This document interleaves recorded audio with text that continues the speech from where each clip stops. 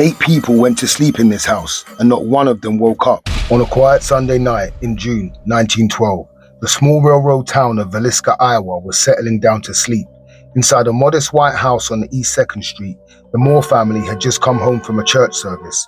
Josiah Moore locked the doors. Sarah Moore helped the children upstairs. The house slowly went dark. 4 more children drifted off to sleep, while 2 young guests, sisters Lena and Ina Stillinger, lay in bed talking quietly in the guest room after their sleepover. 8 people were inside the house that night. By morning, every single one of them was dead. Sometime after midnight, someone moved through the house in silence. Investigators believe the killer used an axe that already belonged to the family, taken from inside the home itself. Room by room, the attacker moved through the dark house while the town outside slept. When neighbors grew concerned the next morning and entered the house, what they discovered shocked the entire country. All 8 victims had been murdered in their beds, but there were details that made the scene even more distressing.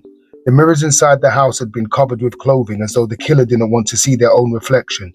In the kitchen, investigators found a plate of food and a bowl of water stained with blood, signs that whoever committed the murders may have stayed inside the house for some time afterwards. Suspects were questioned. A traveling preacher even confessed at one point, then recanted. Trials came and went, but the truth never did.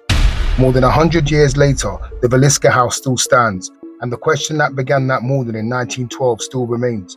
Who walked through the house in the dark, and why did they choose that family?